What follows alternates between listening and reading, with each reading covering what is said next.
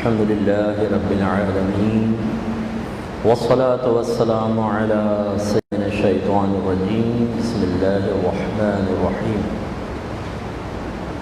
قال تبارك وتعالى في شان حبيبه إن الله وملائكته يصلون على النبي يا أيها الذين آمنوا صلوا عليه وسلموا تسليما اللهم صل على سيدنا ومولانا محمد وعلى آل سيدنا ومولانا محمد وآله وبارك وسلم۔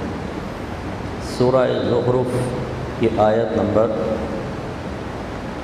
64 سے انشاءاللہ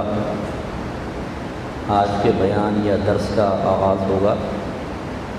اللہ تبارک و تعالی ارشاد فرماتا ہے ان اللہ هو ربی و ربکم، بے شک اللہ تبارک و تعالی وہ میرا اور تمہارا رب ہے۔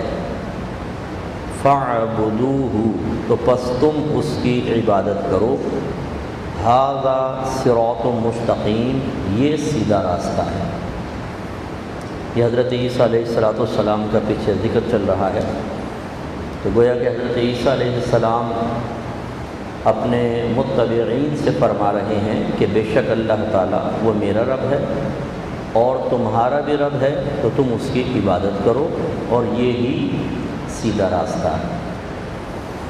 یہ بارہا آپ کو عرض کیا اور آپ کے الحمدللہ اذہان میں ہوگا کہ قرآن بعض اوقات کسی خاص شخص کے لیے یا خاص قوم کے لیے پیغام دیتا ہوا نظر آتا ہے بظاہر، لیکن وہ حقیقتاً قیامت تک کے تمام لوگوں کے لیے ہوتا ہے۔ اس کو کہتے ہیں نزول خاص ہے اور حکم عام ہے، ٹھیک ہے نا۔ ایک خاص قوم کے لیے، جیسے پچھلی قوموں کے واقعات ذکر کیے کہ ان کے پاس نبی آئے، انہوں نے پیغام دیا، تو وہ تو انہی کا ذکر ہو رہا ہے، لیکن حقیقتاً اس میں نصیحت، عبرت، اور اگر کوئی ایسا حکم ہے کہ اسے ہماری شریعت نے تبدیل نہیں کیا تو وہ قیامت تک کے لیے۔ اسی طرح حضرت عیسیٰ علیہ السلام کا قول جو یہ نقل فرمایا، اللہ تعالیٰ نے قرآن میں اس کو درج کیا، یعنی حکم دیا کہ درج کیا جائے، تو اس میں بظاہر عیسیٰ علیہ السلام کلام فرما رہے ہیں، لیکن حقیقت اور اپنی قوم سے، اپنے متبعین سے ارشاد ہو رہا ہے، لیکن حقیقتاً قیامت تک کے تمام لوگوں سے خطاب ہے کہ اللہ تعالیٰ میرا بھی رب ہے، تمہارا بھی رب ہے، تو تم اس کی عبادت کرو۔ عبادت کا مطلب ہوتا ہے کہ حکم، اللہ تعالیٰ کا حکم ہو، اس کی اطاعت کی جائے، اس حکم کی تکمیل کی جائے۔ تو حکم میں جس چیز کا ذکر ہوتا ہے سمجھ لیجئے وہ طریق عبادت ہوتا ہے، اور جب ہم اس کو اختیار کرتے ہیں تو ہمیں کہا جاتا ہے کہ عبادت کر رہے ہیں۔ گویا کہ عبد اپنے معبود کا جب حکم پورا کرتا ہے اس کو عبادت سے تعبیر کرتے ہیں، لیکن یہ تعریف نوافل پہ صادق نہیں آتی، کیونکہ نوافل کا حکم ہی نہیں ہوتا کہ اس کو ادا کریں، تو اس لیے پھر بعض نے یہ بھی اس تعریف میں شامل کیا کہ اگر اللہ تبارک و تعالیٰ کی تعظیم کی خاطر کوئی عمل اپنایا جائے اس طرح کہ اپنے لیے اس میں اظہار ذلت ہو اور اللہ تبارک و تعالیٰ کی عظمت کا اظہار ہو، اسے بھی عبادت میں شمار کیا جائے گا۔ جیسے نفل نماز، کہ اللہ تعالیٰ کا حکم نہیں ہے کہ نفل ادا کرو، اسی لیے ہم ادا نہ کریں تو کوئی فرض یا واجب تو ہے نہیں کہ گناہ گار ہو، گناہ نہیں ہوتا، لیکن جب ہم نماز پڑھتے ہیں تو نماز سراپا تعظیم الہی پر مشتمل افعال کا مجموعہ ہے۔ تکبیر لگاتے ہیں، تکبیر تحریمہ، گویا کہ بہت سی حلال چیزیں اپنے اوپر حرام کر رہے ہوتے ہیں۔ اس کے بعد ہاتھ باندھ کے ادب سے کھڑے ہونا اللہ تعالیٰ کی عظیم بارگاہ میں، پھر رکوع کرنا، جھک جانا سامنے، یہ بھی اظہار ذلت ہے ایک طریقے سے، یا اظہار عاجزی کہنے چلے، ذلت کا لفظ مشکل لگے، یا ناگوار گزرے نفس کو ہیں ذلت، جو ذلت اختیار کر ہوتا ذلیل ہوتا ہے، حالانکہ لفظ ذلیل ہمارے ہاں گالی ہوتی ہے، لیکن جب ہم کہیں کہ ہم اللہ کی بارگاہ میں ذلت اختیار کرتے ہیں تو اس کو عاجزی سے تعبیر کرتے ہیں۔ اور جو کسی کے سامنے ارذل ہوتا ہے اس کو کہتے ہیں یہ ذلت میں مبتلا ہے۔ ہمارے عرف میں ذلت کا الگ معنی ہوتا ہے۔ اور پھر سجدہ، کہ اپنے چہرے، اپنے جسم کا اشرف ترین حصہ یعنی چہرہ ہم زمین پر رکھ دیتے ہیں، یہ انتہائی درجے کی عاجزی کا اظہار ہے۔ تو یہ اس کا مطلب نفل ہے تو یہ عبادت ہے نماز کی صورت میں، ورنہ بہت سارے نفل کام ہوں گے، ہر ایک عبادت نہیں کہلائے گا۔ مثال کے طور پہ آپ نے کوئی وظیفہ دیکھا، اس وظیفے کو اختیار کر لیا، یہ نیکی ہے، عبادت نہیں ہے، کیونکہ اس میں اظہار ذلت نہیں ہے، کسی حکم کے جواب میں نہیں ہے۔ اسی طرح نعت خوانی ہے، عبادت نہیں ہے، نیکی ہے، ٹھیک ہے نا۔ عرف میں ہم اس کو، عرف عام میں جو الفاظ استعمال ہوتے ہیں اس میں عبادت بھی کہہ دیا جاتا ہے، جی نعت خوانی عبادت ہے، لیکن حقیقتاً یہ تو میرے آقا صلی اللہ علیہ وسلم کی شان کا بیان ہے، اور جس انداز سے ہماری نعت خوانی ہوتی ہے وہ کوئی حکم الہی تو نہیں ہے اس کا، اور نہ اس میں کوئی اظہار ذلت ہے، تو نیک عمل ضرور ہے جو شرعی لحاظ سے عبادت کا اطلاق ہے اس پر نہیں ہوگا۔ اور بھی اس کی بہت ساری مثالیں۔ تو فَاعْبُدُوهُ جب یہاں فرمایا تو کیا مطلب؟ جو احکام اللہ نے نازل کیے ہیں تم ان کو بجا لاؤ، ان کے تقاضے کے مطابق عمل کرو۔ تو یہ اللہ کے نبی تلقین کر رہے ہیں، قیامت تک کے لیے ہے، اس کو قرآن میں باقی رکھا گیا۔ تو جو جس نبی کی پیروی کرنے والا ہوگا یہ حکم اس نبی کی شریعت کے موافق اس کی طرف متوجہ ہوگا۔ عیسیٰ علیہ السلام نے اپنی قوم کو کہا اللہ کی عبادت کرو، تو جو شریعت اس وقت تھی اس کے مطابق عبادت کرو، یعنی اللہ کے حکم بجا لاؤ۔ اور جب ہم اسے اس وقت پڑھ رہے ہیں تو حضرت عیسیٰ علیہ السلام کی شریعت منسوخ ہو چکی ہے، ان میں سے وہی باتیں قائم ہیں جن کو نبی کریم نے قائم رکھا، یا اللہ تعالیٰ نے اس شریعت میں انہیں باقی رکھا، لیکن پھر وہ عیسیٰ علیہ السلام کی شریعت نہیں کہلائیں گی، وہ ہمارے نبی کریم صلی اللہ علیہ وسلم کی شریعت کہلائے گی۔ نئی شریعت، ہر رسول نئی شریعت لے کر آتا ہے، اس کا مطلب یہ نہیں ہے کہ پچھلی تمام باتیں منسوخ ہو جاتی ہیں، نئی چیز لے کر بالکل ہی فریش چیز لے کر آتے ہیں، یہ نہیں ہوتا۔ بے شمار ایسے احکام ہوتے ہیں جو سابقہ شریعتوں کے تھے اور اس شریعت میں باقی ہیں، لیکن جب وہ اللہ کے نبی نے بیان کیا تو وہ پچھلے نبی کی شریعت گویا کہ نہیں ہے، وہ ہمارے نبی کی شریعت کہلائے۔ اور شریعت مینس تھیوری، طریقت مینس پریکٹیکل۔ نبی کریم صلی اللہ علیہ وسلم نے شریعت اور طریقت ان دو چیزوں کی تعلیم دی ہے، تھیوری بیان کی، پریکٹیکل کر کے دکھایا۔ جب اس کو اختیار کرتے ہیں اور استقامت حاصل کرتے ہیں تو معرفت حاصل ہوتی ہے، پہچان، ہر چیز کی حقیقت، حکمت تک ہم پہنچتے ہیں۔ اور اس میں جب بہت زیادہ عروج حاصل ہو جائے تو انسان حقیقت تک پہنچ جاتا ہے، چیزوں کے حقائق جاننا شروع ہو جاتا ہے۔ یہ پھر مقام مرتبے کے اعتبار سے ہے، کوئی اولیاء کی حقیقت جان لیتا ہے، کوئی نبیوں کی حقیقت جان لیتا ہے۔ لیکن حضرت بایزید بسطامی صاحب رحمۃ اللہ علیہ عالم کشف کے معاملات کو ذکر کرتے ہوئے فرماتے ہیں کہ میں نے نبی کریم صلی اللہ علیہ وسلم کی حقیقت جاننے کی کوشش کی، لیکن آپ کی حقیقت تک رسائی حاصل نہیں ہو سکی۔ جو لباس بشریت میں دنیا میں تشریف لائے ان کی اصل حقیقت کیا ہے یہ اللہ ہی جانتا ہے، بس اور کوئی نہیں جان سکا، یا جس کو اللہ تعالیٰ عطا فرمانا چاہے۔ اور جب نبی کریم صلی اللہ علیہ وسلم کی حقیقت کوئی نہیں جان سکتا تو پھر اللہ تبارک و تعالیٰ کے بارے میں کامل معرفت کون حاصل کر سکتا ہے کہ نہیں؟ بہت اللہ تعالیٰ کی ذات جو ہے وہ غیب الغیب ہے، کہ دنیا کی جتنی پوشیدہ چیزیں ہیں ان سب سے زیادہ پوشیدہ کون ہے؟ اللہ تبارک و تعالیٰ۔ اور دنیا میں جتنی ظاہر چیزیں ہیں ان میں سب سے زیادہ ظاہر کون ہے؟ اللہ تبارک و تعالیٰ۔ یہ کمال ہے، ہر چیز سے اللہ تبارک و تعالیٰ کی ذات کی موجودگی کا ادراک حاصل کیا جا سکتا ہے، حتیٰ کہ اگر ایک آنکھ پر تحقیق شروع کر دی جائے تو آخر میں یہ کہنا پڑے گا کہ اتنی ٹیکنیکل طریقے سے جو یہ آنکھ بنائی گئی ہے یہ اتفاقی طور پر نہیں بن سکتی ہے، یہ ضرور کسی بہت ہی بڑی ذی علم ذات کا کارنامہ ہے۔ تو یہ ہمارا موضوع نہیں ہے بہرحال۔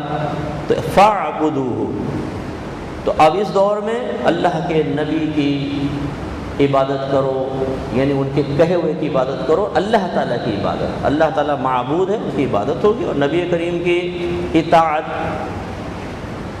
بعض اوقات یہ اطاعت کو عبادت سے بھی تعبیر کیا ہے کہ تم شیطان کی عبادت کرتے ہو، قرآن میں ہے، تو مراد ہے اطاعت کرتے ہو، کیونکہ شیطان کو اس زمانے میں تو کوئی نہیں پوچھتا تھا، بتوں کو پوچھتا تھا۔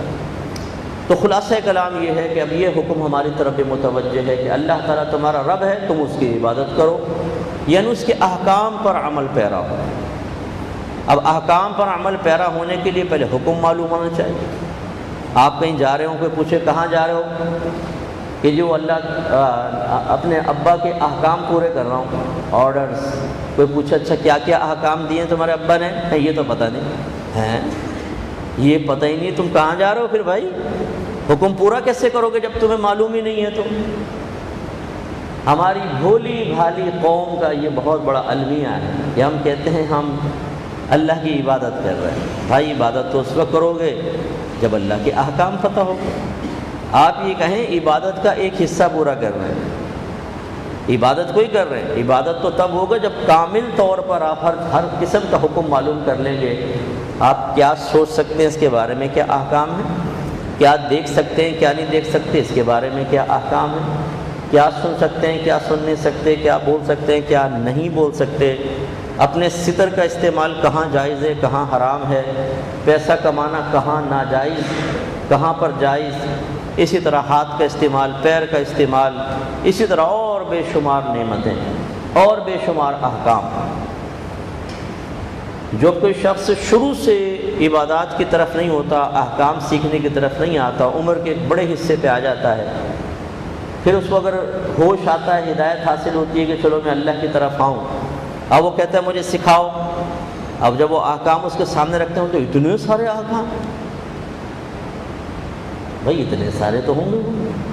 اگر پہلے دسترخوان پہ سلاد لا کے رکھ دیا جائے، پھر سموسے تھوڑے بہت یہ لا کے رکھیں، آپ تھوڑا سلاد کھا لیں، تھوڑا ٹائم لگے سموسے آگے، ایک آدھ سموسہ کھا لیا، پھر تھوڑی دیر بعد سالن روٹی لائے وہ کھا لیا آپ نے، پھر میٹھا آیا کر لیا، تو یہ تھوڑا تھوڑا کھا لیں گے ہو جائے گا۔ اور اگر ساری چیزیں ایک ساتھ رکھیں بولے سب کھاؤ تو مشکل ہو جائے گا، یار کیا کیا کھائیں کیا کیا نہ کھائیں۔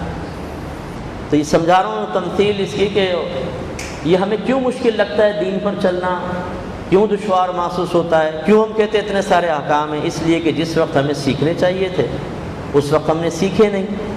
شریعت نے اتنی بہترین ترتیب رکھی ہے احکام کی کہ اگر ہم اس صحیح وقت پہ اس کو سیکھیں تو بوجھ ہی نہ پڑے۔ لا یکلف اللہ نفسا الا وسعها، اللہ تعالیٰ کسی جان کو اس کی ہمت سے زیادہ آزمائش میں مبتلا کرتا ہی نہیں۔ بچہ 7 برس کا ہو جائے اس کو نماز کا حکم دو، 10 برس کا ہو جائے اس کو مار کر نماز پڑھاؤ، آپ کے نبی نے فرمایا۔ بچہ 7 برس کا ہو جائے نماز کا حکم دو، اس کا مطلب ہے پہلے نماز سکھاؤ، نماز سکھائیں گے تو وضو بھی سکھانا ہوگا، اور نماز سکھانے کا مطلب کیا ہے؟ اسے بتاؤ نماز کی شرائط کیا ہیں، نماز کے فرائض کیا ہیں، اس کے واجبات کیا ہیں۔ 7 سال کے بچے کو یہ بتایا جا رہا ہے کہ ضروری چیزیں اس کو بتاؤ، پھر نماز کے ادا کرنے کا طریقہ، پھر نماز میں کیا پڑھنا ہے وہ سیکھنا ہوگا 7 سال کی عمر میں پورے ترتیب سے۔ تو آپ اس میں دیکھیں وضو بھی آ گیا، اس میں نماز بھی آ گئی، شرائط فرائض وغیرہ۔ اور ہمارے علماء نے ارشاد فرمایا، جیسے اعلیٰ حضرت فرماتے ہیں کہ دلالت النص سے پھر یہ بات ثابت ہوتی ہے کہ نماز کو 7 سال میں اس لیے نہیں سیکھنا کہ وہ نماز ہے بلکہ اس لیے کہ وہ بہت بڑا ایک فرض ہے۔ تو جب اصل فرضیت ہے نماز ہونا نہیں تو روزہ بھی تو فرض ہے۔ اس کا مطلب ہے 7 سال کا بچہ اور ہمت رکھتا ہو تو اس کو روزے کا حکم بھی دینا چاہیے اور روزے کے احکام بھی اس کو سکھاؤ، اور جب 10 برس کا ہو جائے اور ہمت رکھتا ہو تو سختی سے روزہ رکھوانے کی کوشش کرو تاکہ وہ بالغ ہونے سے پہلے اس کا عادی ہو جائے۔ اور پھر طلب العلم فریضۃ علی کل مسلم، سرکار فرماتے ہیں علم کا حاصل کرنا عاقل بالغ مسلمان مرد و عورت پر فرض ہے۔ اور کوئی چیز لازم کب ہوتی ہے؟ جب آدمی بالغ ہو جاتا ہے۔ اس کا مطلب اشارہ ہے کہ بلوغت سے پہلے فرض علوم بھی سکھا دو، کیونکہ اگر بالغ ہونے کے بعد سیکھیں گے کہ حقیقتاً مکلف تو بالغ ہونے کے بعد ہے نا، لیکن نماز کا حکم پہلے کیوں دیا، روزے کا حکم پہلے کیوں دیا؟ کیونکہ اگر آپ پہلے نہ دیں اور بالغ ہونے کے بعد آپ کہیں اب تم پہ نماز فرض ہے بیٹا آپ سیکھو، تو سیکھنے میں کئی مہینے نکل جائیں گے. پھر جو غبی قسم کے ہوں گے وہ نہیں سیکھ سکے، اور مسائل ہوئے، مصروفیت زیادہ ہو گئی، تو اس کا مطلب پھر تو سال 2 سال بھی لگ سکتے ہیں. تو پھر اللہ کا فرض کب پورا کریں گے بھائی؟ اس میں تو کوتاہی ہو گئی. اس لیے پہلے سے پریکٹس کر لو، پہلے سے روزہ، اسی طریقے سے پہلے سے علم. اب آپ کہیں کہ پہلے میں 12 سال سے 15 سال کے درمیان یا تو احتلام ہو جائے تو بالغ ہوتا ہے لڑکا، یا 15 ایئرس کے بعد وہ ایڈلٹ کہلاتا ہے، بالغ ہو گیا. ملکی قانون کے مطابق 18 سال کا ایڈلٹ ہوتا ہے، پھر آپ کا شناختی کارڈ مارز وجود میں آتا ہے. اس سے پہلے آپ منّے ہیں چھوٹے سے. لیکن ہماری شریعت کہتی ہے 15 سال کے ہو گئے تو اب پپو نہیں رہے، اب ہو گئے ہو بڑے، شرعی احکام کے مکلف ہو گئے ہو 15 سال کے بعد. اب اگر کوئی کہ 15 سال کا ہو گیا اب یہ حکم متوجہ ہوا طلب العلم فریضۃ علی کل مسلم، ٹیکنیکل اعتبار سے صحیح بات کہہ رہا ہے، لیکن اس میں حکمت شریعت باطل ہوتی ہے، کیونکہ عقیدہ سیکھنا بھی فرض ہے. اگر وہ 15 سال کے بعد عقیدہ سیکھنا شروع کرے گا تو 7 سال سے لے کر 15 سال کے درمیان عقیدے میں گڑبڑ ہوئی تو ایمان ہی گیا. پھر بعد میں کیا ہوگا؟ کیونکہ 7 سال کا بچہ ذی شعور ہو جاتا ہے، اس کے کفر و اسلام کا اعتبار ہوگا. اس لیے پہلے سے سکھاؤ.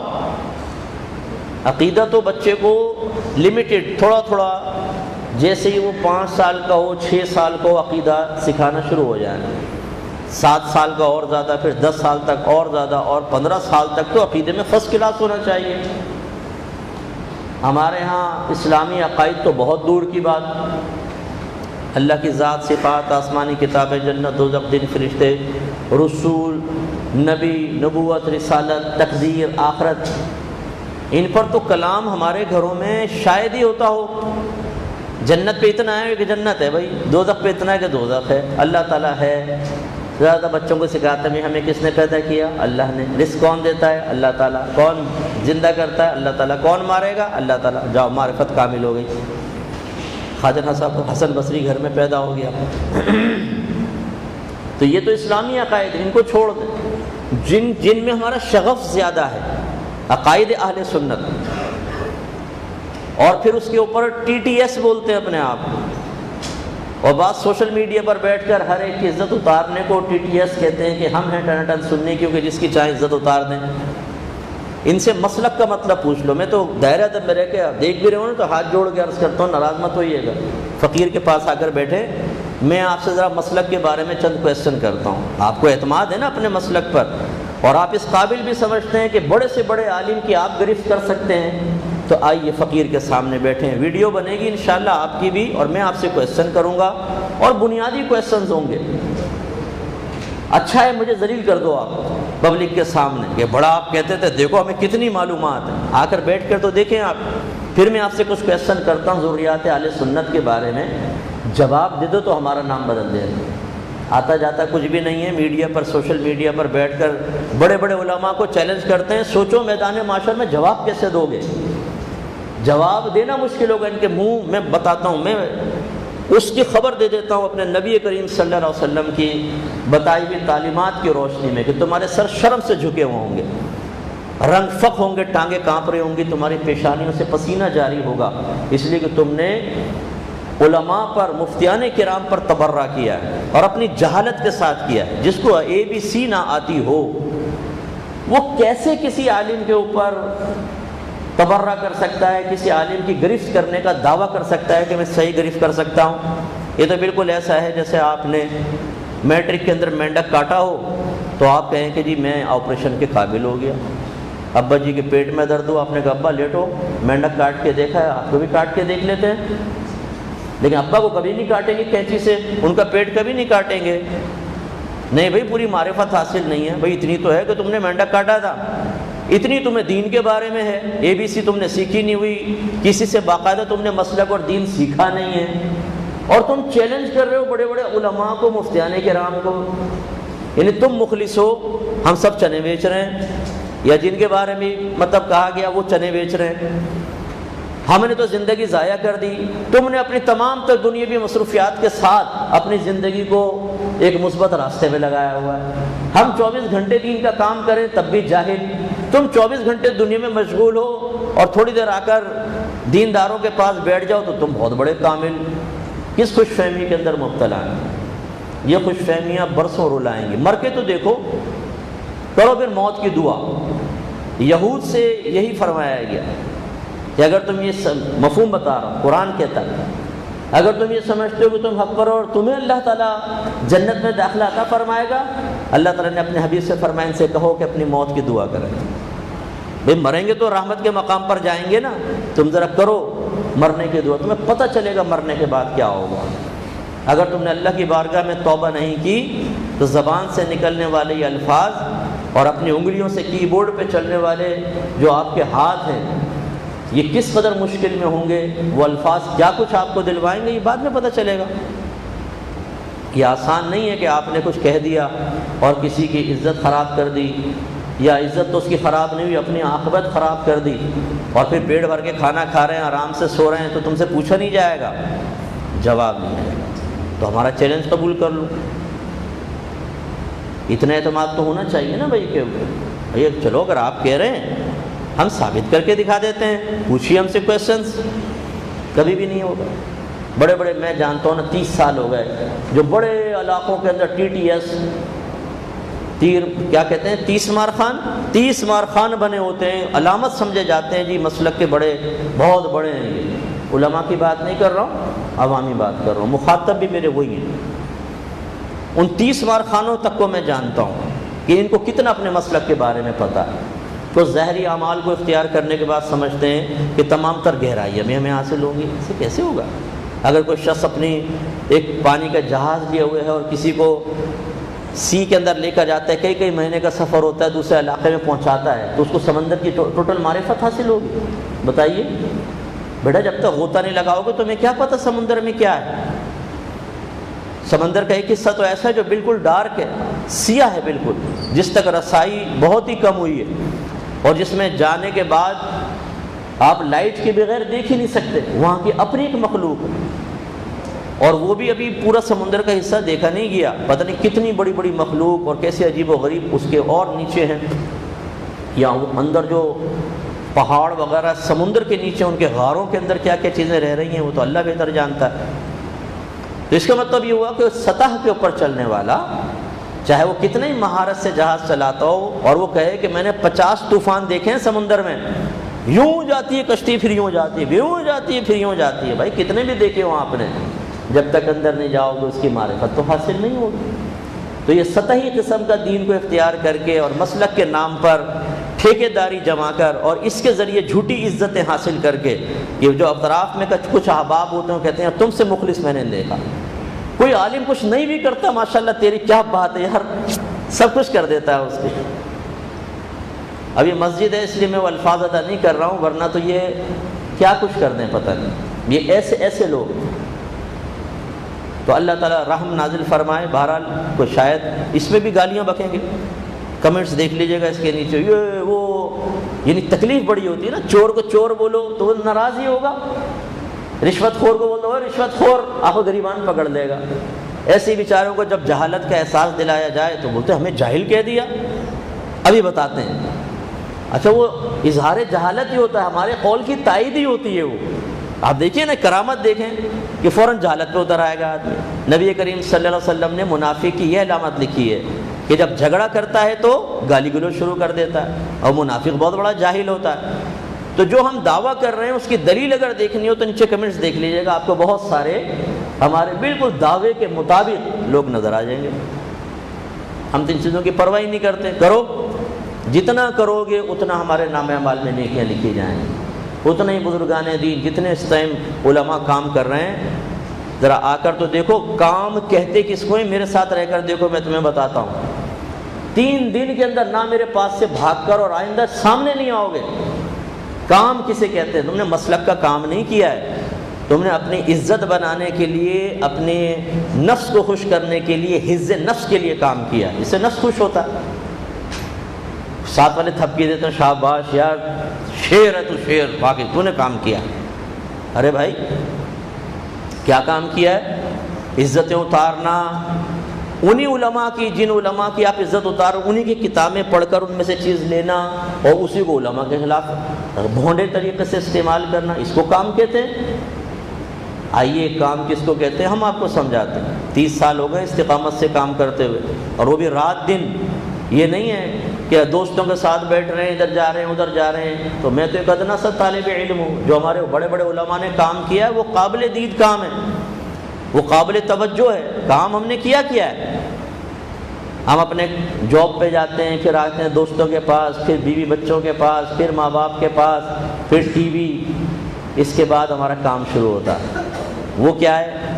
سوشل میڈیا پہ بیٹھ کر تیری یہ تیری وہ، اس کی یہ اس کی وہ، یہ آج کل واٹس ایپ ہاتھ میں آ گیا، یہ گروپ میں ڈال دیں گے، بھائی اس پہ رائے دیں، کیا کہتے ہیں آپ؟ ذرا اپنے ابا کے بارے میں بھی رائے معلوم کر کے دیکھیں گے کیا کہتے ہیں، کبھی نہیں معلوم کریں گے آپ۔ اپنے ابا کے انٹروڈکشن کرائیں، ہمارے ابا یہ کرتے تھے وہ کرتے تھے، اب ذرا اس پہ کمنٹس پاس کریں، کبھی بھی نہیں کریں گے۔ لیکن عالم ابا سے زیادہ گرا ہوا ہے کہ اس کے بارے میں بیڈ کمنٹس کی دعوت دی جائے کہ جس نے ایسا کیا کرو۔ یہ تمیز ہی نہیں ہے کہ کس پر کس طریقے سے کمنٹس لینے چاہیے، کن لوگوں سے لینے چاہیے، اور لینے بھی چاہیے کہ نہیں چاہیے، شریعت اجازت دیتی نہیں دیتی۔ تو یہ ہمارا حال ہے۔ اللہ تعالیٰ ایسے لوگوں پر رحمت نازل فرمائے۔ پھر بھی میں گزارش کرتا ہوں، کسی کو میری بات بری لگی ہو تو میں معذرت خواہ ہوں، لیکن غور کر کے دیکھ لیجیے گا ان باتوں پر۔ میری ذات کو تو کوئی نقصان نہیں ہے، میں نہ فیس بک پر ہوتا ہوں، نہ سوشل میڈیا یوز کرتا ہوں، معرفت سب چیزوں کی رکھتا ہوں، جان پہچان سب چیزوں کی ہے، ٹائم نہیں ضائع کرتا۔ اس لیے براہ راست میرے پاس تو کوئی چیز آتی نہیں کہ میرے لیے باعث تکلیف ہو۔ بہترین طریقہ یہی ہے کہ آپ کو پڑھا ہی نہیں کہ تکلیف ہو، شاید بتقاضۂ بشریت تکلیف پہنچ جائے تو کچھ بھی کرتے رہو، ہمیں اس سے کیا۔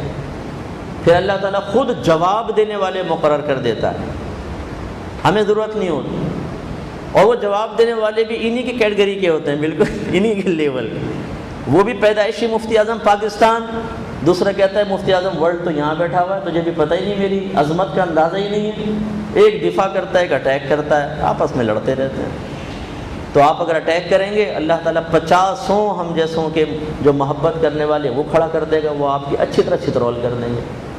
اگرچہ میری خواہش نہیں ہے، جو ہم سے محبت کرتا ہے ہم اس کو یہ کہتے ہیں کہ آپ جواب تک نہ دیں۔ میرے شاگرد ہیں بیٹھے ہوئے بچے، میں کہتا ہوں اگر مجھ سے اختلاف کرتا ہے کرنے دیں، بلکہ اگر میری برائی کرتا ہے تو آپ یہ کہیں کہ آپ کو تو پتہ نہیں، مفتی صاحب تو اس سے بھی برے ہیں، ابھی تو آپ کو بہت تھوڑا پتہ ہے۔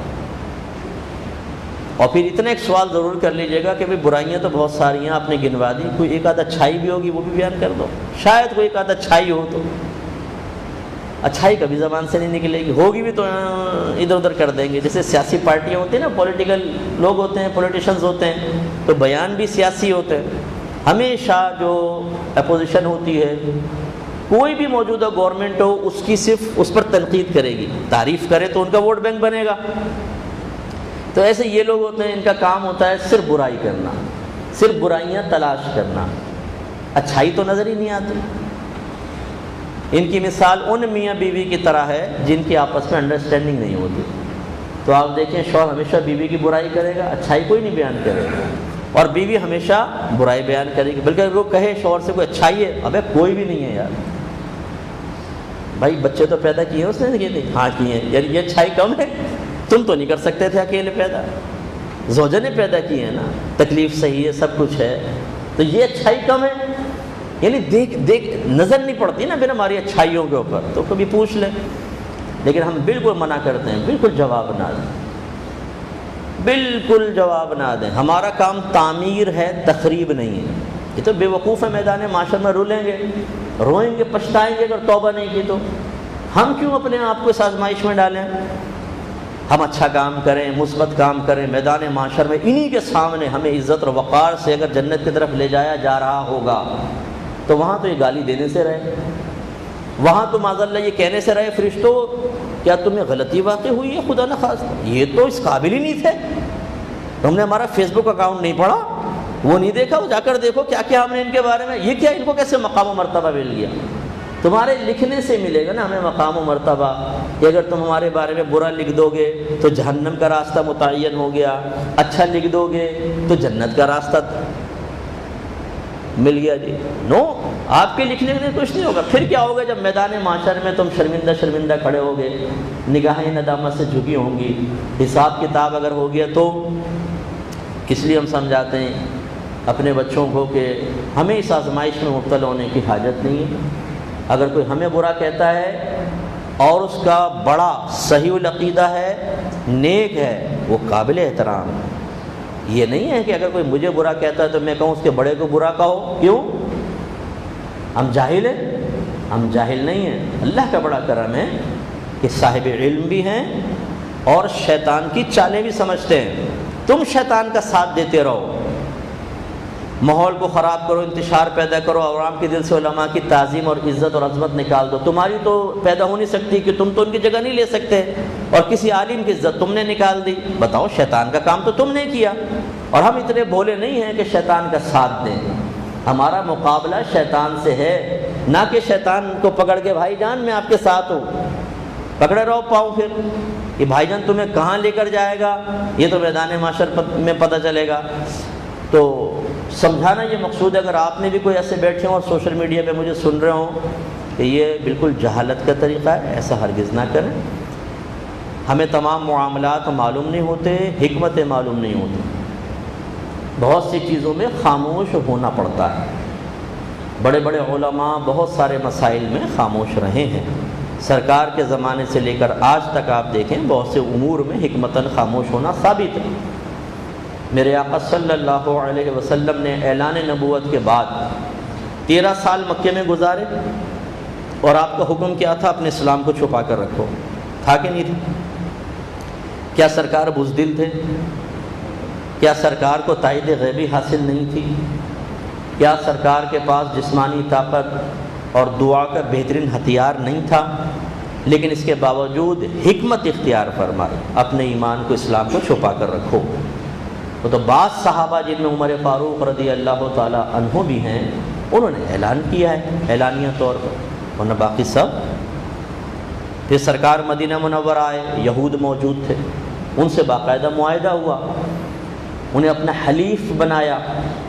تم ہمارے خلاف نہیں کرو گے، ہم تمہارے خلاف نہیں کریں گے. وہ دونوں نے عہد شکنی کی تو ان کو جلا وطن کیا. ورنہ صاحب تو کیا ڈر کے کیا تھا معاہدہ؟ نہیں، حکمت تھی.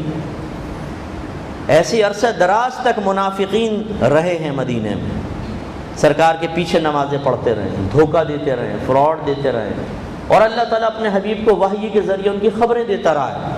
لیکن ان کو علیحدہ نہیں کیا گیا، ان کو نکالا نہیں گیا، ان کو رہنے دیا گیا. تو کیا سرکار نے ڈر کر ایسا کیا تھا؟ نہیں. ہاں، جب اللہ نے حکم فرمایا تو نام لے لے کے مسجد سے باہر نکالا، نام لے کے، فلاں منافق نکل جا نکل جا نکل جا. نکالا بھی ہے، لیکن جب اللہ کا حکم آیا ٹھیک ہے، ورنہ حکمت اختیار فرمائی. تو مسئلہ یہ ہے کہ جو علماء کام کر رہے ہوتے ہیں، ہم لوگ اپر لیول پہ کام کرتے ہیں، ہمیں پتہ ہے. میں تو یہاں بول بھی نہیں سکتا ہوں، ابھی تو بالکل نہیں بول سکتا ہوں یہ میڈیا پہ میں، کیونکہ انہوں نے بانڈ کر دیا مجھے. اگر نہ ہوتا پھر میں آپ کو بہت ساری چیزیں ایسی بتا سکتا تھا کہ کیا کیا مجبوریاں ہو سکتی ہیں. بالکل یوں آسان الفاظ میں سمجھاتا ہوں، میں مثالیں بھی ایسی دیتا ہوں کہ آپ سمجھیں گے بھی اور ماننے پہ بھی مجبور ہوں گے.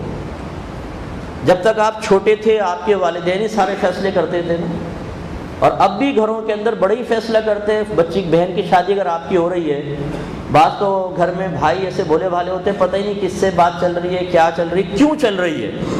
ماں باپ بتاتے ہیں کہ بیٹا بہن کی ہم نے رشتہ پکا کرنا ہے، ساتھ چلنا ہے، یا بتا دیتے ہیں بیٹا پکا ہو گیا، منگنی کرنا، چلو پھر ٹھیک ہے. کس رشتہ دار سے ملنا ہے، کس سے نہیں، کس کی شادی میں جانا ہے، کس کے نہیں، کس کو کتنے پیسے دینے ہیں، کتنے نہیں، کس کو جوڑا دینا ہے، کس کو گھڑی دینی ہے، کس کو فلاں دینا ہے، یہ ماں باپ جانتے ہیں، ان کی حکمتیں جانتے ہیں. اولاد کو پتہ ہی نہیں ہوتا. لیکن کبھی آپ نے کھڑے ہو کے ماں باپ پہ اعتراض کیا ہے؟ ہزار ہا چیزیں آپ کو اپنے والدین کی بھی قابل اعتراض نظر آئیں گی، لیکن جب اعتراض اندر سے اٹھتا ہے تو ہم جواب کیا دیتے ہیں اس کو؟ نفس کو کیسے سمجھاتے ہیں کہ نہیں بھائی ماں باپ انہیں پتہ ہے نا یار، چھوڑو، ہمیں کیا. خاموش. اپنے ماں باپ سے کوئی بدتمیزی نہیں کرتا، ان کے سینے پہ کوئی نہیں چڑھتا. سوشل میڈیا پہ بیٹھ کر اپنے ماں باپ کو کوئی ذلیل نہیں کرتا کہ دیکھو میرے ماں باپ کو کیسے کیسے فیصلے کر رہے ہیں. دیکھا کسی اولاد کو؟ اور فرض کر لے اگر کوئی اولاد ایسا کرے، آپ کیا کہیں گے اس کو؟ میں جو کرتے نا ان سے بھی پوچھتا ہوں، کیا کہو گے بتاؤ؟ بولو۔ تو ماں باپ غلطی کریں، ان کو سوشل میڈیا پہ لانے والے کو جو آپ کہہ رہے ہیں، اگر ایک عالم حکمتاً کوئی طرز اختیار کرتا ہے، اس کے پاس علم بھی ہے، تقوی بھی ہے، علم کی گہرائیاں بھی ہیں، اور آپ کو سمجھ میں نہ آیا اور آپ سوشل میڈیا پہ اس کو ذلیل کرنا اپنے لیے جائز سمجھیں، ذرا سوچئے تو صحیح کہ آپ نے اپنی اوقات سے بڑھ کر کتنا بڑا کام کیا ہے۔ اور ماں باپ کو سوشل میڈیا پہ ان کی عزتوں کو اچھالنے والے کو آپ کیا کہیں گے؟ تو بتائیے جو علماء کی عزتوں کو اچھال رہا ہے اس کے بارے میں آپ جو اچھال رہے ہیں وہ اپنے بارے میں خود تم نامہ رکھ لو۔ چلو ہم کیوں اپنی زبان خراب کریں؟ خود اپنے آئینے میں دیکھو، اپنا ایک نام رکھو، کون ہو تم؟ ہم حق کہنے والے ہیں۔ بھئی حق کہنے والے تو اپنے ماں باپ کے بارے میں بھی کہو۔ علماء جو صحیح العقیدہ ہیں، جو صاحب حکمت ہے، جو اپر لیول پر کام کر رہے ہیں، ان کے بارے میں آپ نہیں جانتے کہ وہ کس طرح کام کر رہے ہیں، کتنا ہمیں نپتلا بولنا پڑتا ہے، کتنی احتیاطیں کرنی پڑتی ہیں۔ اس کو ایک اور مثال سے سمجھاؤں آپ نے آسمان دیکھا ہے نا؟ دیکھا ہے؟ صرف دیکھا ہے، اس کی معرفت آپ کو حاصل نہیں۔ اب آپ یہاں سے بیٹھے ہوئے کمنٹس پاس کریں اور ایک خلائی شٹل میں، خلائی جہاز میں بیٹھ کر خلا میں نکل جائے اور وہاں پر چاند پر جائے، دیگر پلینٹس پہ جائے، اس نے بڑی بڑی خلائی دوربینوں سے گلیکسیز کا مشاہدہ کیا ہو، پلینٹس کا مشاہدہ کیا ہو، ان کے بارے میں تحقیق کی ہو، ایک اس کی رائے ہے، بتاؤ کس کی رائے کا اعتبار ہوگا؟ بولو۔ اب وہ اگر ایک کوئی رائے بیان کرے وہاں پہ اور آپ کو پاگل ہے، رائے تو میری ہے، اور آپ اس کی سوشل میڈیا پہ کھٹیا کھڑی کرنے کی کوشش کریں، تو بتائیے آپ عقل مند ہیں کہ بے وقوف؟ بولیے۔ تو ابھی آپ علم کی گہرائی جو ہوتی ہے نا، دلیل جو ہوتی ہے نا، دلیل یہ بھی سمجھنے کی ضرورت ہوتی ہے، کون سی دلیل کتنی قوی ہے۔ تاریخی حوالے بہت ہی ضعف رکھتے ہیں، اس لیے کہ ان میں اختلاف اتنا ہوتا ہے، اور یہ تاریخ جمع کرنے میں احتیاط سے کام نہیں لیا گیا، ہر طرح کی رتب و یابس ڈال دی۔ قرآن تو قطعی الثبوت، بالکل قطعی الثبوت ہے نا، اللہ کا کلام، اس میں کوئی شبہ نہیں ہے۔ ہاں دلالت کے اندر ہو سکتا ہے، کچھ قطعی الثبوت ہوتے ہیں، کچھ قطعی دلالت ہوتے ہیں، کچھ ظنی دلالت ہوتے ہیں، کیونکہ جو آیات بالکل واضح ہیں وہ قطعی طور پہ اپنے مفہوم پہ دلالت کر رہی ہیں۔ جن آیات میں تعویل ہو سکتی ہے، اس کی تفسیر ہو سکتی ہے، ایک لفظ کئی معنی رکھتا ہے، اس میں مجتہدین اپنے اپنے معنی نکالتے ہیں، میں یہاں یہ مراد ہوگا، دوسرا کہتا ہے یہ مراد ہوگا، وہ ظنی دلالت کہلاتی ہیں۔ تو پورا قرآن قطعی ثبوت تو ہے، یعنی یہ اللہ سے ثابت ہے، اس میں کوئی شبہ نہیں، قطعی ثبوت، لیکن دلالت کرنے کے اعتبار سے قطعیت بھی ہے اور ظنیت بھی ہے۔ پھر حدیث لے لیں، حدیث جو ہیں، جو حدیث متواتر ہیں، انہیں قطعی ثبوت مانا ہے، جو گنتی کی چند ہیں، باقی ظنی ثبوت اور ظنی دلالت، یا ظنی ثبوت اور قطعی دلالت اپنے مفہوم پر بالکل واضح طور پہ رہنمائی کریں۔ اس کے بعد جو کچھ ہے وہ سب تو ظنی ثبوت اور ظنی دلالت ہے بھائی جان، کیونکہ اس کو جمع کرنے میں احتیاط سے کام نہیں لیا گیا۔ کون راوی تھے، کس نے جمع کیا، اگر جمع کرنے والے کا پتہ ہے تو اس نے کس کس سے لیا، جس سے لیا تھا اس کا تقویٰ کیا ہے، وہ ثقہ تھا، غیر ثقہ تھا، قوی الحافظہ تھا، نہیں تھا، اس کا تقویٰ کیسا تھا، کیسا نہیں تھا۔ تاریخی حوالے غیر مستند ہوتے ہیں، یعنی غیر مستند سے میرا مراد یہ ہے کہ ایسے نہیں ہوتے کہ ان پر آپ کفر اور اسلام کی بنیاد رکھ سکیں، بہت احتیاط کرنی پڑتی ہے۔ اس لیے امام اعظم کی احتیاطیں دیکھیں اور فتاوی رضویہ اٹھا کے پڑھیں، اعلیٰ حضرت رضی اللہ تعالیٰ عنہ نے کیا لکھا ہے وہ پڑھنا چاہیے، اس سے پھر مطابق۔ اب جو بیچارہ جانتا نہ ہو نا، وہ ایک تاریخی حوالے کو بھی معاذ اللہ قرآن کا سا درجہ دے دے گا، جیسے قرآن کی کسی قطعی ثبوت، قطعی دلالت آیت سے کچھ چیز ثابت ہو ویسا مان لے گا، پتہ نہیں ہے نا بیچارے کو۔ تو ابھی تو آپ میں سے بہت سے ایسے ہوں گے جو ان الفاظ کو ادا بھی نہیں کر سکتے، جو میں نے ادا کیے نا زبان سے، ابھی کہوں کہ جو سنا دہرا دو، تو آپ وہ دہرا بھی نہیں سکیں گے، چاہے جائے کہ پوری معرفت میرے فوراً مختصر اس سے بیان کرنے سے ہو جائے۔ یہ کوئی اپنی علمیت جھاڑنا مقصود نہیں ہے، سمجھانا مقصود ہے۔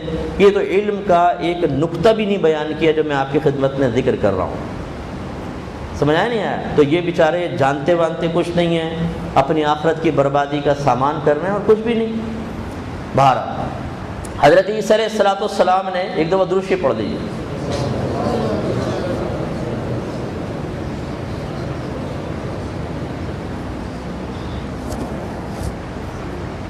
عیسیٰ علیہ السلام نے اپنے متبعین کو فرمایا، لیکن حکم قیامت تک ہے کہ ان اللہ ہوا ربی و ربکم، ہوا ربی و ربکم، بے شک اللہ تعالیٰ وہ میرا رب ہے اور تمہارا رب ہے، فاعبدوہ تو تم اس کی عبادت کرو، ھذا صراط مستقیم، یہ سیدھا راستہ ہے۔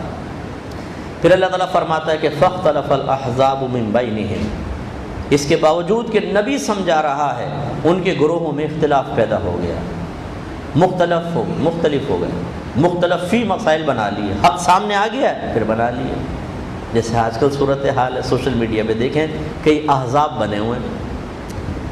ارشاد فرمایا فویل للذین ظلموا من عذاب یوم علیم، تو بربادی ہے ان لوگوں کے لیے جنہوں نے ظلم کیا قیامت کے دردناک عذاب سے، یعنی درد دینے والے دن کے عذاب سے، درد دینے والا دن، یوم علیم فرمایا، درد دینے والا دن، اس کا عذاب سے ان ظالموں کے لیے بربادی ہے۔ یعنی دن تو اذیت نہیں دے گا، حقیقتاً تو مراد یہ ہے کہ جس دن میں وہ دردناک عذاب پہنچے گا تب۔ اس کا مطلب یہ ہے کہ ہر دور میں کم از کم دو گروہ تو بنے ہیں، ایک حزب اللہ رہا ہے اور ایک حزب الشیطان۔ جو نبیوں کے راستے پہ چلتا ہے وہ حزب اللہ میں داخل ہوتا ہے، حزب مانے گروہ، جماعت، حزب اللہ، اور بعض نے شیطان کی اطاعت کی، حزب الشیطان۔ ہر دور میں یہ دو گروہ رہے ہیں۔ پھر اس میں بھی حزب الشیطان میں دو طرح کے لوگ ہوتے ہیں، ایک یہ جو عقائد کے لحاظ سے بھی گمراہ اور عمل کے لحاظ سے بھی گمراہ، یہ تو کافر ہے اور منافق اعتقادیہ ہے یا مرتد ہو گئے ہمیشہ ہمیشہ کے لیے جہنم۔ اور بعض ایسے ہوتے ہیں جن کے عقیدے ٹھیک ہوتے ہیں لیکن عمل کے لحاظ سے خراب ہو جاتے ہیں، جیسے سرکار نے ارشاد فرمایا جس میں یہ چار خصلتیں ہوں وہ ضرور منافق ہیں، اور اگر چاروں نہیں ہیں تو جتنی خصلتیں ہوں گی اتنا اس میں نفاق ہوگا۔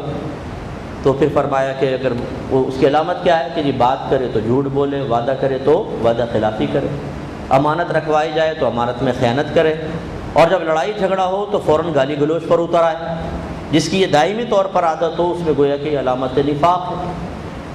اس کا مطلب ہے کہ صحیح العقیدہ ہونے کے باوجود بھی علامت نفاق ہو سکتی ہے اگر عمل خراب ہے تو۔ اس لیے یہ سوچنا کہ میں صحیح العقیدہ ہوں تو میرا ہر عمل بھی ٹھیک ہوگا، یہ نہیں، عمل کا احتساب علیحدہ ہے، عقیدے کا احتساب علیحدہ ہے۔ تو ہر دور میں اس طرح کچھ گروہ بنتے رہے، آپ کو مجھے اپنا احتساب یہ کرنا ہے کہ ہم کس گروہ میں ہیں۔ اگر حزب اللہ میں ہیں تو حزب اللہ کے بھی دو گروہ ہوتے ہیں، ٹھیک ہے نا، صحیح عقیدہ ہے لیکن عمل تھوڑا بہت خراب ہے، تو حزب اللہ میں تو کہلائے گا کہ عقیدہ تو ٹھیک ہے، لیکن جس کا عقیدہ بھی ٹھیک ہو، عمل ٹھیک ہو، وہ ہے سب سے اعلیٰ گروہ۔ عقیدہ ٹھیک ہے، عمل تھوڑا خراب ہے، عقیدہ بالکل خراب یعنی کفری عقائد اور عمل بھی خراب، سب سے بدترین۔ اور یہ بھی ہوتا ہے بعض اوقات کہ عقیدہ خراب ہے، عمل بہت اچھا ہے، جیسے بہت سی NGOs کام کر رہی ہوتی ہے لیکن عقیدہ نہیں تو عمل بھی بیکار ہے سب۔ تو توجہ طلب بات یہ ہے کہ جن کا عقیدہ بھی ٹھیک اور عمل بھی ٹھیک، یہ تو آج کل کے دور میں انگلیوں پہ گنے جا سکتے ہیں۔ عقیدہ ٹھیک ہو اور عمل تھوڑا بہت گڑبڑ ہو، یہ بہت سارے ہو سکتے ہیں اور ہیں۔ وجہ اور المیہ تو یہ ہے کہ ہم کہتے ہیں ہمارا عقیدہ ٹھیک ہے لیکن عقیدہ سیکھا نہیں ہوتا۔ جب تک سیکھا نہ ہو تو صحیح غلط کی تمیز کیسے ہو سکتی ہے؟ سمجھ نہیں آیا؟ ایک بچی نے کبھی نہیں سیکھا کھانا بنایا اور کہتی میں نے صحیح کھانا بنایا۔ اب تو کوئی ماہر آ کر دیکھے گا چکر تو پھر وہ بتائے گا۔ شیف کا امتحان ہوتا ہے نا، پھر وہ بیٹھے ہوتے ہیں بڑے شیف، وہ تیار کر کے اپنی ڈش لاتے ہیں، روٹی توڑ کے کھائی لقمہ، وہ اندازہ کر لیتے ہیں، فوراً بتاتے ہیں بھائی نہیں ذائقہ کم ہے، کچا پن، میٹھا، پھیکا، کیا نمک مرچ 2 منٹ میں بتا دیں گے۔ ان کا فیصلہ آخری فیصلہ ہوتا ہے۔ اب کوئی بچی نہ چیک کروائے اور بولے کہ صحیح ہے، کیسے صحیح پتہ چل سکتا ہے جب تک کہ چیک نہ کرواؤ، ہے کہ نہیں؟ تو اس لیے اگر عقیدہ ٹھیک ہے ہم کہتے ہیں تو پھر چیک کرواؤ، بہتر ہے۔ یہ کوئی برا ماننے والی بات نہیں ہے کہ جی ہمارے عقیدوں کو خراب کہہ رہے ہیں سب، نو، میں خراب نہیں کہہ رہا ہوں، میں کہہ رہا ہوں چیک کروائیں۔ وجہ اس کی یہ ہے کہ ہم نے باقاعدہ سیکھا نہیں ہوتا۔ جب سیکھا نہیں ہوتا تو سنی سنائی باتیں، کچھ اپنے ذہن کی اختراعات، کچھ نفس و شیطان کے کارنامے داخل ہو جاتے ہیں اور گڑبڑ ہو سکتی ہے۔ میں تو اسی فیلڈ کا آدمی ہوں نا، ہمیں پتہ ہے کہ ہم نے کیا کچھ سیکھا ہوا ہے۔ ناظرہ پڑھا تھا بچپن میں جو بھول چکے ہیں، بہت سارے ایسے بھول ہی چکے ہیں، قاری صاحب سے پڑھا تھا، اور جنہوں نے آپا باجیوں سے پڑھا تھا محلے میں وہ تو پھر نورون علی نور ہے ماشاءاللہ، وہ کتب ابدال بن چکے ہیں وہ تو، اور کھول کے تو ہم پڑھتے ہی نہیں سال میں کبھی قرآن پاک، تو بھولا ہوا ہے قرآن پاک، 2 لائنیں پڑھیں کر کے اٹک اٹک کے، اور حیرت یہ ہوتی ہے کہ جب وہ مردے کو اصالِ ثواب کرنا ہو تو سپارہ لے کے بیٹھ جاتے ہیں۔ مردہ بھی کہہ رہا ہوتا ہے کم وقتوں کھانا کھانا ہے تو ویسے ہی کھا لو، تم قرآن کے نام پہ کھانا کھانے آ گئے، کیونکہ کچھ پڑھتے تو ہیں ہی نہیں وہ۔ بعض تو کہتے ہیں بسم اللہ کا قرآن پڑھ لو، حالانکہ قرآن کوئی اس کا تصور نہیں ہے، بسم اللہ الرحمن الرحیم، بسم اللہ الرحمن الرحیم، بسم اللہ الرحمن الرحیم۔ اچھا اس میں بھی تھک جاتا ہے نا بسم اللہ پڑھ کے، ایک صفحہ میں کرے گا پھر کہے گا یار منہ سے چھوڑو، دل سے نا، وہ بھی اتنی تیز کہ اگر اس کو زبان پر یوں ہوگا، کیا پہنچے گا مردے کو بیچارے کو؟ تو وہ تو اگر زندہ ہو جائے نا تو بتائے ایسے لوگوں کو ادھر آؤ میں تمہیں بتاتا ہوں کہ بسم اللہ بھی پوری زبان سے نہیں نکالی کہ چلو اس کے ثواب مل جاتا ہے مجھے۔ تو ہم نے تو بڑی یہ قرآن خوانی اٹینڈ کی ہے نا، ہمارے ایک حافظ صاحب تھے وہ لے کے جاتے تھے، میں قرآن خوانی میں کیا کیا کارنامے ہوتے تھے وہ میں بتا نہیں سکتا ہوں آپ لوگوں کو، اور جو ابھی جاتے ہیں وہ خود سوچ لو کیا کیا کرتے ہیں وہاں پہ جا کرنے کے بعد، اور جو آپ لوگ بیٹھتے ہیں 30-40 میں آپ کیا کارنامہ کرتے ہیں، چنے پڑھ رہے ہوتے ہیں، اچھے چنے منہ میں باقی نیچے، اور بچے تو جیب میں مٹھی بھر کے ڈال لیتے ہیں، اور مردہ فریاد کرتا ہوگا بھائی پڑھ تو لو پھر جیب میں ڈال لینا، پڑھے بغیر ہی ڈالے، اب کون پڑھے، یوں کر کے نکل لیے اور گھر پہنچ گئے جی، بڑے پتہ نہیں کیا کیا کارنامے ہو رہے ہیں، اللہ رحم فرمائے۔ تو خلاصہ کلام یہ ہے کہ عقیدہ آپ سیکھیں، باقاعدہ خدا را سیکھیں تاکہ اپنے اولاد کو بھی سکھا سکیں، اپنی بیوی کا احتساب کر سکیں اس کا عقیدہ ٹھیک ہے کہ نہیں ہے۔ بعض کہتے ہیں ہم ٹناٹن سننی ہے، برا نہیں مانو، ذرا اپنی زوجہ سے جا کے اس ٹناٹن کا امتحان لے کر دیکھ لو، ناراض مت ہونا مجھ سے، جا کے امتحان لے کر دیکھو تمہاری بیوی کو کتنا پتہ۔ ہماری بہنیں رشتے لینے جاتی ہیں نا تو سامنے والے سے پوچھتی ہیں آپ نیاز کرتے ہیں نا، ہاں وہ نیاز والے ڈگڑی ہوئی، رشتہ پکا ہو گیا۔ بھائی نیاز کا عقیدے سے کیا تعلق ہے؟ یہ تو ایک عمل ہے، ٹھیک ہے اچھا ہے، نیاز کرنا جائز ہے، کوئی ناجائز نہیں، لیکن اس پر پورے یعنی کتنے بڑے فیصلے کی بنیاد اور کسی کے صحیح العقیدہ ہونے کا اندازہ صرف نیاز سے، یہ کیسے ہو سکتا ہے؟ اب آپ کہیں گے جی نیاز تو اہل سنت ہی کرتے ہیں، ارے بھائی اہل سنت کرتے ہیں لیکن آج کل کیا کیا کارنامے ہو رہے ہیں، صلاۃ و سلام پڑھے جا رہے ہیں، 12ویں منائی جا رہی ہے، اور نفاق بھرا ہوا ہے کوٹ کوٹ کے، نعتیں پڑھی جا رہی ہیں جھوم جھوم کر، اور اندر نفاق بھرا ہوا ہے۔ تو ہم جانتے ہیں نا اس فیلڈ کے لوگ ہیں، اس لیے یہ کوئی علامت نہیں ہوتی کہ جی نیاز کرتے ہیں تو بس بالکل صحیح العقیدہ ہیں، لیکن عورتوں کو کچھ آتا ہی نہیں ہے اس کے علاوہ، اتنا ہی ہے۔ زیادہ پوچھ لیں گے مزار پہ تو جاتے ہیں، مزار والے نا، ہاں مزار والے، ختم قادریہ والے، چلو جی ہو گیا کام۔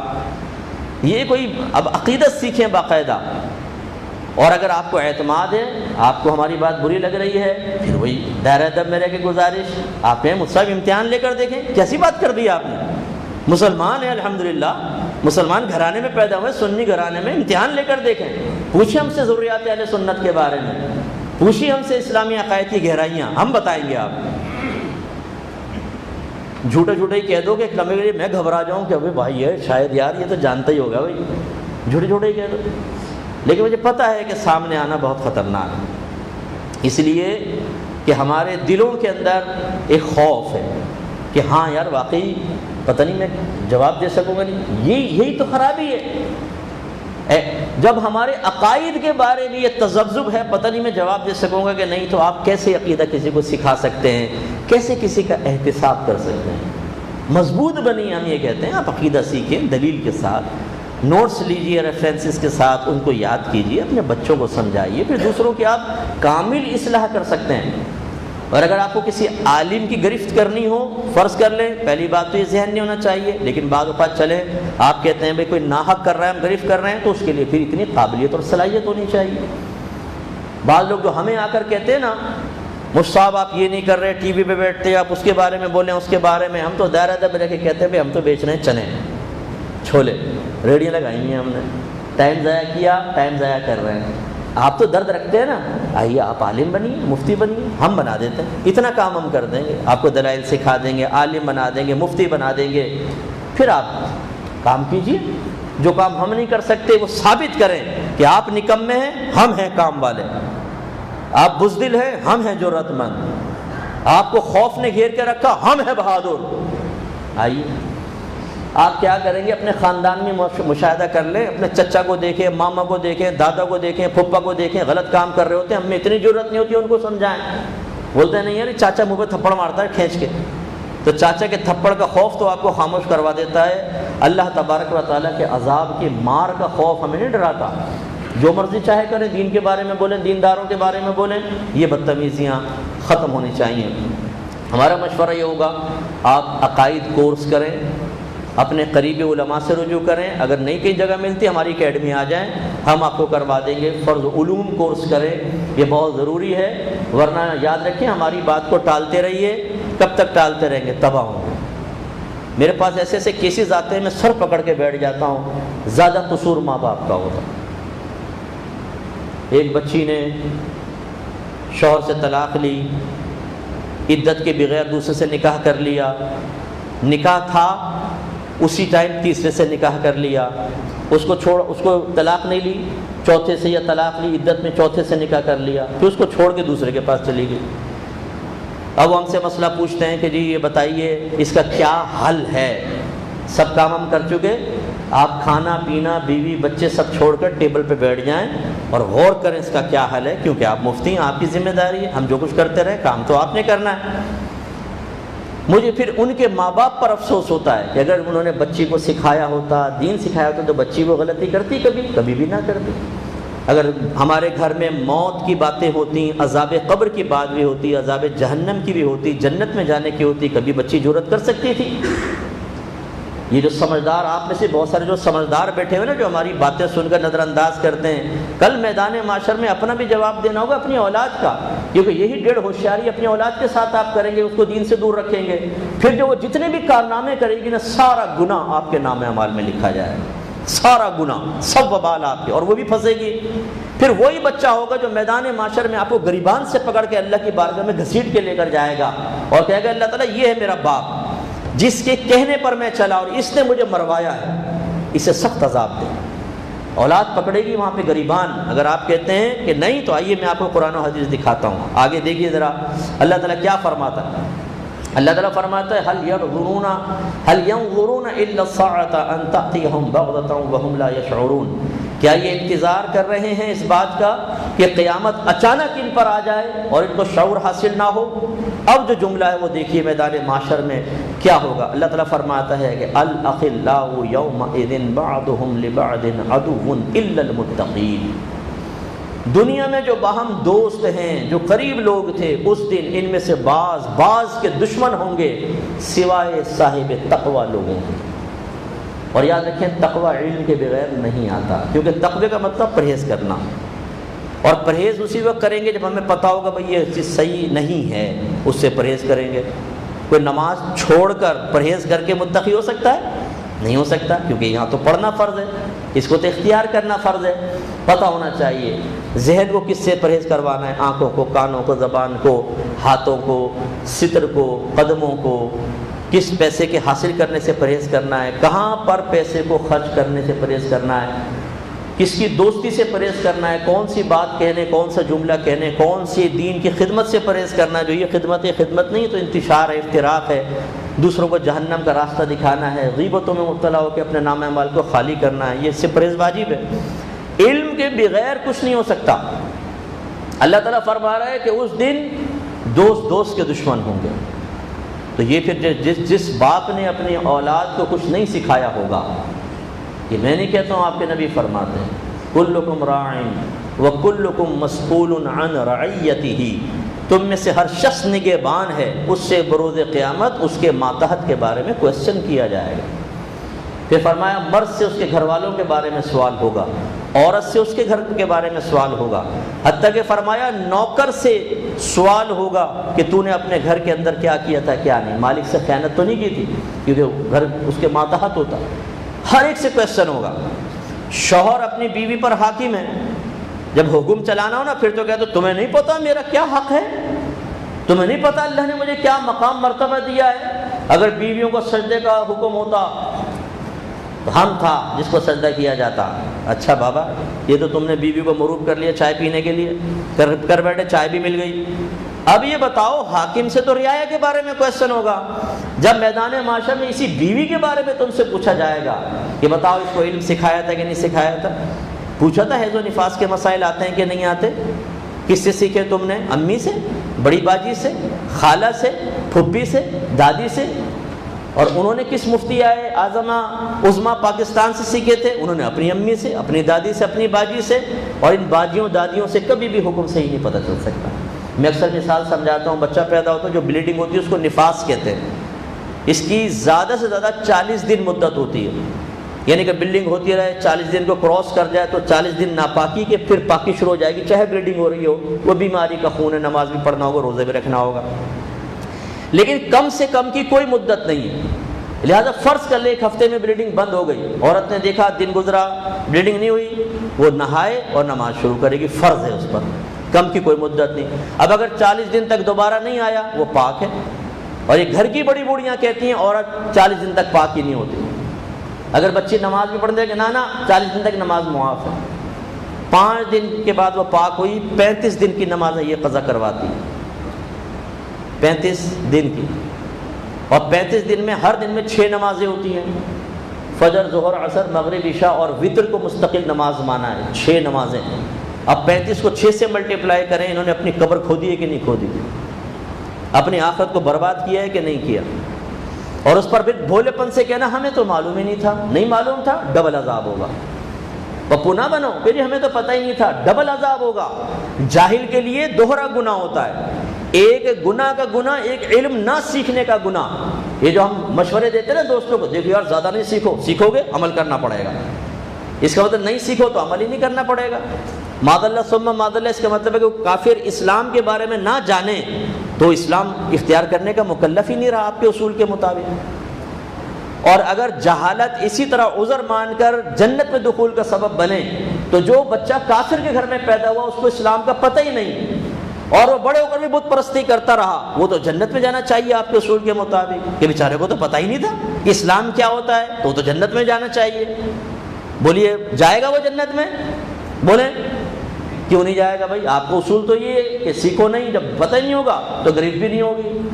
خود آپ یہ سمجھتے ہیں اس بات کو، جن چیزوں کے سیکھنے کا شریعت نے سیکھنا فرض قرار دیا ہے، سیکھنا لازم کیا ہے، نہیں سیکھیں گے اس میں جہالت عذر نہیں ہے، جہنم کا راستہ بنے گا۔ اس لیے ہمیں خود بھی سیکھنا چاہیے، اپنی بیویوں سے امتحان لے جا کر پوچھیں کہ بھئی آپ کو پتہ ہے عقیدہ کیا ہوتا ہے کیا نہیں، عقیدے کی تعریف ہی پوچھ لیں۔ ناراض مت ہوئیے گا، میں کوئی اپنی علمیت نہیں جھاڑ رہا، میں احساس و شعور بیدار کرنا چاہ رہا ہوں۔ اگر میں آپ سے عقیدہ، نظریہ اور خیال ان تین کے بارے میں ڈفرنس معلوم کروں نا اور ان کی شرعی تعریف، تو شاید آپ میں سے بہت ہی کم ہوں گے جو بتا سکیں گے کہ خیال کیا ہوتا ہے، نظریہ کیا ہوتا ہے اور عقیدہ کیا ہوتا ہے۔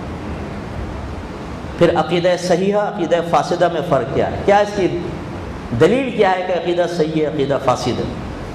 تو مسئلہ یہ ہوا کہ ہمیں بہت ہی کم معلومات ہوتی ہیں لیکن ہم مطمئن رہتے ہیں، تو اس لیے اپنے بچوں کو، اپنے گھر والوں کو سکھائیں، ورنہ میدان معاشر میں یہ ہمارے ساتھ بھی ہو سکتا ہے، بیوی ناراض ہو کے سائڈ میں کھڑی ہو۔ ایک میں نے حدیث پڑھی تھی، سرکار فرماتے ہیں شوہر کو صرف ایک نیکی کی ضرورت ہوگی، وہ بیوی کے پاس جائے گا کہ ایک نیکی مجھے دے دے میں نجات پا جاؤں گا۔ زوجہ کہے گی کہ آج میں خود نفسا نفسی کے عالم میں ہوں، تو سرکار فرماتے ہیں شوہر اس کو احسان یاد دلائے گا۔ جو میں اپنے الفاظ میں کہوں تو کیا تجھے رات کے 2:30 بجے پیزا لا کر نہیں کھلایا تھا میں نے؟ تجھے مکان کی چابی نہیں دی تھی، گاڑی نہیں دی تھی، تجھے اپنے خاندان میں عزت نہیں دی تھی، زیور بنا کے نہیں دیے تھے، کپڑے بنا کے نہیں دیے تھے؟ وہ کہے گی ٹھیک ہے سب احسانات ہیں لیکن آج میں نیکی نہیں دے سکتے۔ یہ کون ہوں گے؟ متقین کے علاوہ لوگ جن کو ہم نے دنیا سکھائی ہے صرف اپنے گھر والوں کو، فلمیں دیکھو، ڈرامے دیکھو، عیش کرو، پیسے کے لیے ماں کو چھوڑو، باپ کو چھوڑو، بھائی بہنوں کو غریبان پکڑو، قرضے دباؤ، وراثتیں دباؤ، بیٹا حرام کماؤ، حلال کے اندر آج گزارا نہیں ہوتا، کچھ ٹیبل کے اوپر سے کچھ نیچے سے آتا ہے۔ اپنے باپ کو دیکھو تو ہی بلڈنگیں کھڑی ہوئی ہیں، ورنہ تمہارا باپ بھی بھیک مانگ رہا ہوتا۔ اب میدان محشر میں جو بھیک مانگ رہے ہیں اس کو نہیں سوچتے، دنیا کی بھیک کا سوچتے ہیں، اولاد کو غلط راستے پہ لگا دیتے ہیں۔ یہ نہیں کہ وہ ہمت بڑھائیں گے، بیٹا میں تو جہنمی راستے پہ چلتا رہا، میرا بچہ تم نہیں چلنا، اچھا پڑھو اور ایسے کورسز کر لو کہ تم کسی کے محتاج نہ رہو، ارننگ اچھی ہو جائے، تم حلال کمانا۔ نو، وہ حرام کے راستے پہ لے کر آئے گا اور برباد کرے گا۔ کہ خود علم سے دور بچہ سیکھنے لگے، بھائی تم مولوی بنے گا، پاگل ہو گیا۔ یعنی ابا کی طرح عقل مند بنو، سمجھدار بنو، یہ کیا تم دین کے راستے پہ چلنے لگے؟ یہ تو بے وقوفوں کا راستہ ہے، معاذ اللہ ثم معاذ اللہ۔ اگرچہ نبیوں کا ہے، صحابہ کا ہے، اولیاء عظام کا ہے، عقیدت بھی ہے، احترام بھی ہے، پیار بھی ہے، لیکن ان کے راستے سے اتنی نفرت ہے کہ اگر اولاد وہ راستے اختیار کرنے لگے، داڑھی بڑھانے لگے، الحمدللہ ماشاء اللہ سبحان اللہ زبان سے نکلنے لگے، ابا کہتا ابھی، امی کہتی ہے مولوی صاحب دعا کرے بیٹے پہ جادو کروا دیا کسی نے، ہر بات میں سبحان اللہ کہتا ہے، الحمدللہ کہتا ہے، ماشاءاللہ کہتا ہے، پتہ نہیں کیا ہو گیا میرے بچے کو۔ اگر وہ بیوی کا حق ادا کرنے لگے، میری بیوی، اس کی بیوی نے ایسے جادو کروایا، غلام ہو گیا، غلام۔ میں نے خود دیکھا بیوی کو پانی پلا رہا تھا، اے اللہ لیجیے۔ تو یہ ہمارے یہاں صورتحال ہے، تو برا نہیں مانیے گا میرے بھائیوں، علم سیکھیے اور دین کے قریب آئیے، اپنے گھر والوں کو سکھائیے، اسی میں آپ کے لیے نجات ہے۔ نہیں سکھائیں گے فقیر کا کیا نقصان ہے؟ ہم ساری زندگی مشن لے کے چلتے رہے اور انشاءاللہ مرتے دم تک ہمارا مشن رہے گا کہ ہم کوشش کریں گے کہ ہمارے مسلمان بھائی بہن کامل طور پہ جنت کے راستے پہ چلیں۔ ہم چل رہے ہیں لیکن ناقص ہیں، کامل طور پر۔ اللہ تعالیٰ عمل کی توفیق عطا فرمائے، آمین۔ وآخر دعوانا ان الحمد للہ رب العالمین۔